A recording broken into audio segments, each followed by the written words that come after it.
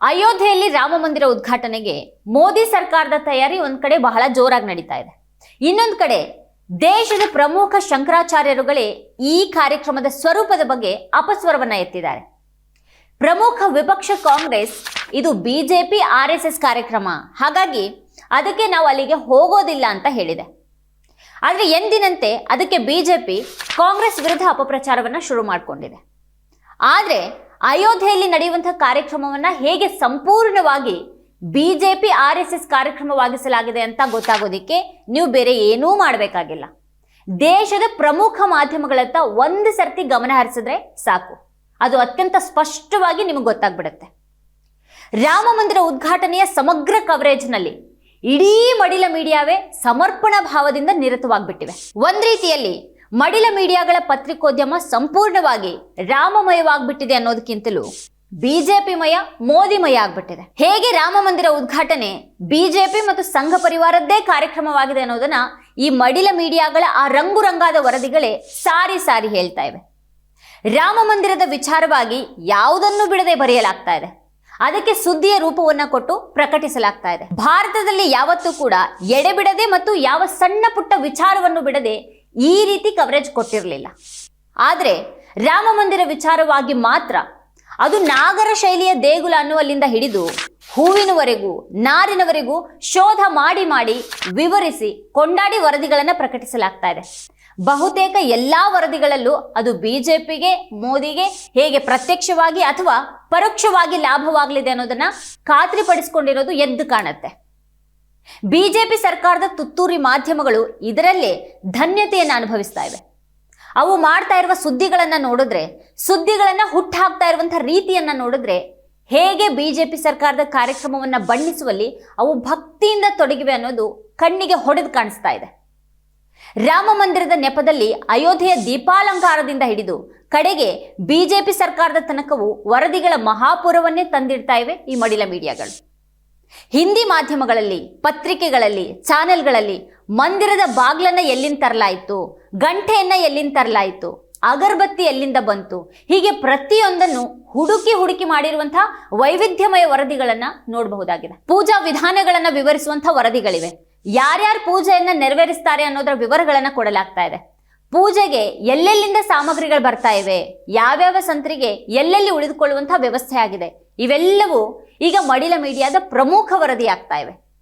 ಏನೇ ಕಂಡ್ರು ಅದಕ್ಕೊಂದು ಸುದ್ದಿಯ ರೂಪವನ್ನ ಕೊಟ್ಟು ಒಂದೊಂದು ಸಣ್ಣ ವಿಚಾರವನ್ನ ವಿವರವಾಗಿ ಪ್ರಕಟಿಸಲಾಗ್ತಾ ಇದೆ. ಸಂಘ ಪರಿವಾರದ ಪಾತ್ರ, ಬಿಜೆಪಿಯ ಪಾತ್ರದ ಬಗ್ಗೆಯೂ ಥರಥರದ ವರದಿಗಳು ಬರ್ತಾ ಇವೆ. ಕಡೆಗೂ ಇದು ಸಂಘದ್ದೇ ಕಾರ್ಯಕ್ರಮ ಅನ್ನೋದು ಸ್ಪಷ್ಟ ಆಗುವ ಹಾಗೆ ಈ ಮಡಿಲ ಮಾಧ್ಯಮಗಳ ಕವರೇಜ್ ಇದೆ, ಪ್ರಚಾರ ಇದೆ. ಆರ್ಎಸ್ಎಸ್ ಪಾತ್ರದ ಬಗ್ಗೆ ಬಹಳ ವಿವರವಾಗಿ ಹೇಳಲಾಗ್ತಾ ಇದೆ. ಅದಕ್ಕಾಗಿ ವಿಶೇಷ ಲೇಖನಗಳು, ವರದಿಗಳು ಪ್ರಕಟ ಆಗ್ತಾ ಇವೆ. ಪತ್ರಿಕೋದ್ಯಮದಲ್ಲಿ ಈಗ ಬರೀ ಹಿಂದುತ್ವದ್ದೇ ಪದಗಳು ಮಿಂಚ್ತಾ ಇವೆ. ರಾಮ ಮಂದಿರದ ಕುರಿತ ವರದಿಗಳಿಗೆ ಹಲವು ಪುಟಗಳು ಮೀಸಲಾಗ್ತಾ ಇವೆ. ಸಬ್ಕೆ ರಾಮ್, ಶ್ರೀರಾಮ್, ರಾಮ್ ಲಲ್ಲಾ, ಪ್ರಾಣ್ ಪ್ರತಿಷ್ಠಾ ಸಮಾರೋಹ ಅನ್ನುವಂಥ ಹೆಸರುಗಳಲ್ಲಿ ವಿವಿಧ ಹಿಂದಿ ಪತ್ರಿಕೆಗಳು ವಿಶೇಷ ಪುಟಗಳನ್ನು ಪ್ರಕಟಿಸ್ತಾ ಇವೆ. ರಾಮನ ಹೆಸರಿನಲ್ಲಿ ಒಂದ್ ಕಡೆ ರಾಮ ರಾಜಕಾರಣ ನಡೆದಿದ್ರೆ, ರಾಮನ ಹೆಸರಿನಲ್ಲಿ ಈಗ ರಾಮ ಪತ್ರಿಕೋದ್ಯಮವೇ ಶುರುವಾಗ್ಬಿಟ್ಟಿದೆ ಅಂತ ಹೇಳ್ತಾರೆ ಹಿರಿಯ ಪತ್ರಕರ್ತ ರವೀಶ್ ಕುಮಾರ್. ಅವ್ರು ಗಮನಿಸಿರುವ ಪ್ರಕಾರ ಯುಪಿ ಬಿಹಾರಗಳಲ್ಲಿ ರಾಮ ಮಂದಿರ ಕವರೇಜ್ ಎಲ್ಲವನ್ನ ರಾಮಮಯವಾಗಿಸಿದೆ, ಬಿಜೆಪಿ ಮಯವಾಗಿಸಿದೆ. ಕರ ಸೇವಕರನ್ನ ಹೀರೋಗಳ ಹಾಗೆ ಚಿತ್ರಿಸಲಾಗ್ತಿದೆ.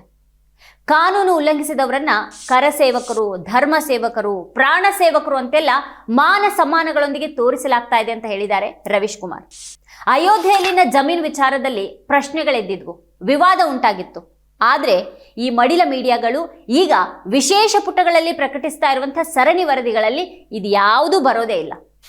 ವಿಗ್ರಹವನ್ನ ಕೆತ್ತಿದವ್ರು ಯಾರು, ಪೂಜೆ ಮಾಡೋರು ಯಾರು, ಅಲಂಕಾರ ಯಾವ ರೀತಿ ಇದೆ ಅನ್ನುವಂತಹ ವರದಿಗಳ ನಡುವೆ ನಿಜವಾದ ಪತ್ರಿಕೋದ್ಯಮ ಗಮನಿಸಬೇಕಿರುವ ವಾಸ್ತವದ ಕುರಿತ ಆ ವರದಿ ಮತ್ತು ಅಂಥ ಎಷ್ಟೋ ವರದಿಗಳು ಮಾತ್ರ ನಾಪತ್ತೆಯಾಗಿವೆ.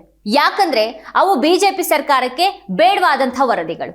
ಈಗ ರಾಮ ಮಂದಿರ ಉದ್ಘಾಟನೆಯ ಸಂಭ್ರಮದಲ್ಲಿ ಬಿಜೆಪಿ ಭಕ್ತರು ಮುಳುಗಿರುವಂತಹ ಹೊತ್ತಲ್ಲಿ ಅವರನ್ನ ಮೆಚ್ಚಿಸೋದಿಕ್ಕೆ ತಾನೇನ್ ಮಾಡಬೇಕು ಅನ್ನೋದು ಒಂದಿಮಾಗದ ಮೀಡಿಯಾಕ್ಕೆ ಬಹಳ ಚೆನ್ನಾಗಿಯೇ ಗೊತ್ತಿದೆ. ಯಾವತ್ತೂ ಸತ್ಯಕ್ಕೆ ಎದುರಾಗದ ಮೋದಿ ಸರ್ಕಾರದ ಮುಂದೆ ಬಗ್ಗಿ ನಿಂತಿರುವಂತಹ ಈ ಮಡಿಲ ಮೀಡಿಯಾ ಸತ್ಯಗಳನ್ನ ಹೇಳೋದಿಕ್ಕೆ ಮುಂದಾಗೋದಾದ್ರೂ ಹೇಗೆ? ಆದ್ರೆ ಅದು ಕರಸೇವಕರು ಅವತ್ತಿನ ಸಂದರ್ಭವನ್ನ ವರ್ಣಿಸೋದನ್ನ ಆಲಿಸಿ ಅವರು ಹೇಳಿದನ್ನೆಲ್ಲ ವಿವರವಾಗಿ ಬರೆಯುತ್ತೆ, ಪ್ರಸಾರ ಮಾಡುತ್ತೆ. ಸುಪ್ರೀಂ ಕೋರ್ಟ್ ಅವತ್ತಿನ ಘಟನೆ ಹೇಗೆ ಕಾನೂನಿನ ಉಲ್ಲಂಘನೆ ಅನ್ನೋದನ್ನ ಹೇಳಿತ್ತು. ಬಾಬರಿ ಮಸೀದಿ ಕೆಡವಿದ್ದನ್ನ ಅಪರಾಧ ಅಂತ ಸುಪ್ರೀಂ ಕೋರ್ಟ್ ಅಂತಿಮ ತೀರ್ಪು ಬರೋದಿಕ್ಕೆ 2 ವರ್ಷ ಮೊದಲೇ ಹೇಳಿತ್ತು. ಭಾರತದ ಸಂವಿಧಾನದ ಜಾತ್ಯತೀತ ನಿಲುವಿಗೆ ಧಕ್ಕೆ ತಂದ ಆ ಘಟನೆ ಅಪರಾಧ ಆಗಿತ್ತು ಮತ್ತು ಕಾನೂನಿನ ದೊಡ್ಡ ಉಲ್ಲಂಘನೆಯಾಗಿತ್ತು. ಆದ್ರೆ ಇದೆಲ್ಲವನ್ನ ಮರೆಮಾಚಿ ಬೇರೆಯದ್ರ ವಿಜೃಂಭಣೆ ನಡೆಸಲಾಗ್ತಾ ಇದೆ ಅಂತ ಹೇಳ್ತಾರೆ ರವೀಶ್ ಕುಮಾರ್. ಮನೆ ಮನೆಗೆ ಹೋಗಿ ಕರಸೇವಕರನ್ನ ಅಭಿನಂದಿಸುವಂತಹ ಕೆಲಸ ನಡೀತಾ ಇದೆ.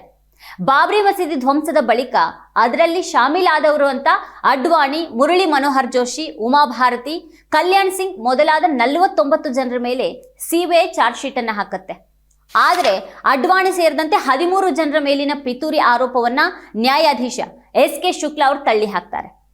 ಅವರ ಪಾತ್ರ ಇಲ್ಲ ಅಂತ ಹೇಳಲಾಗತ್ತೆ. ಕರಸೇವಕರ ಆವೇಶದ ಪರಿಣಾಮವಾಗಿ ಆ ಒಂದು ಘಟನೆ ನಡೆದು ಹೋಯ್ತು ಅಂತ ಹೇಳಲಾಗತ್ತೆ. ಅಂದು ಧ್ವಂಸ ಮಾಡಿದವರನ್ನ ಇವತ್ತು ಹೀರೋಗಳಂತೆ ಯಾಕೆ ತೋರಿಸಲಾಗ್ತಾ ಇದೆ? ಕನ್ನಡದ ಮೀಡಿಯಾಗಳು ಕೂಡ ಈ ವಿಚಾರದಲ್ಲಿ ಏನ್ ಕಡಿಮೆ ಇಲ್ಲ. ಅಯೋಧ್ಯೆ ಕಂಗೊಳಿಸ್ತಾ ಇದೆ ಅನ್ನೋದ್ರಿಂದ ಶುರು ಮಾಡಿ ಸರಯು ನದಿ ದಂಡೆಯ ಮೇಲಿನ ಮಂದಿರಗಳ ಹೊಸ ರೂಪ, ಸರಯು ನದಿ ತೀರದ ರಾಮಾಯಣ ಆಧ್ಯಾತ್ಮಿಕವನ್ನ, ರಾಮ ಮಂದಿರ ಆವರಣದ ವರ್ಣನೆ ಎಲ್ಲವನ್ನ ಪ್ರಕಟಿಸಲಾಗ್ತಾ ಇದೆ, ಪ್ರಸಾರ ಮಾಡಲಾಗ್ತಾ ಇದೆ. ಸ್ಯಾಂಡಲ್ವುಡ್ನ ಯಾವ್ಯಾವ ನಟರಿಗೆ ರಾಮ ಮಂದಿರ ಉದ್ಘಾಟನೆ ಕಾರ್ಯಕ್ರಮದ ಆಹ್ವಾನ ಬಂತು ಅನ್ನೋದನ್ನ ತೋರಿಸಲಾಗ್ತಾ ಇದೆ. ಇದೆಲ್ಲದರ ನಡುವೆ ಮಣಿಪುರ ಮರ್ತು ಹೋಗಿದೆ. IIT ಕಾನ್ಪುರ ವಿದ್ಯಾರ್ಥಿ ಆತ್ಮಹತ್ಯೆ ದೊಡ್ಡ ಸುದ್ದಿ ಆಗೋದಿಲ್ಲ. ಇದಕ್ಕಿಂತಲೂ ಹೆಚ್ಚಾಗಿ ದೇಶದಲ್ಲಿ ಮತ್ತೆ ಹರಡ್ತಾ ಇರುವ ಕೋವಿಡ್ ಅನ್ನ ಮೋದಿ ಸರ್ಕಾರನೇ ಸಂಪೂರ್ಣ ಮರೆತು ಬಿಟ್ಟಿರೋ ಹಾಗಿದೆ. ಇನ್ನು ಈ ಮಡಿಲ ಮೀಡಿಯಾ ಯಾಕಾದ್ರೆ ನೆನಪು ಮಾಡ್ಕೊಳ್ಳುತ್ತೆ. ರಾಮನ ಹೆಸರಿನ ನೆಪದಲ್ಲಿ ಪತ್ರಿಕೋದ್ಯಮ ಇನ್ನಷ್ಟು ಘನತೆಯನ್ನ ಕಳೆದುಕೊಂಡು ಬಿಜೆಪಿಯ ಸಂಘ ಪರಿವಾರದ ಮೋದಿ ಸರ್ಕಾರದ ಭಟ್ಟಂಗಿತನಕ್ಕೆ ನಿಂತು ಬಿಟ್ಟಿದೆ. ಬಿಜೆಪಿಗೆ ಚುನಾವಣೆಗೆ ಅನಿವಾರ್ಯವಾಗಿ ಬೇಕಾದಂತಹ ಪ್ರಚಾರಕ್ಕೆ ಈ ಮಡಿಲ ಮೀಡಿಯಾಗಳು ವೇದಿಕೆಯಾಗ್ಬಿಟ್ಟಿವೆ. ರಾಮನ ಹೆಸರಿನಲ್ಲಿ ಮೋದಿ ರಾಜಕೀಯವನ್ನ ಮೈಮರೆತು ಕೊಂಡಾಡ್ತಾ ಇರುವಂತಹ ಈ ಮೀಡಿಯಾಗಳು ಈಗ ರಾಮರಾಜ್ಯದ ಬಗ್ಗೆ ಮಾತನಾಡ್ತಾ ಇಲ್ಲ, ಬದಲಿಗೆ ಮೋದಿ ಸರ್ಕಾರದ ಹೊಗಳಿಕೆಯಲ್ಲಿ ಹೊರಳಾಡ್ತಾ ಇವೆ. ಅವ್ರಿಗೀಗ ಮೋದಿ ರಾಜ್ ಮಾತ್ರ ಸಾಕಾಗಿದೆ. ಇದೆ ಈ ಹೊತ್ತಿನ ಸ್ಪೆಷಲ್.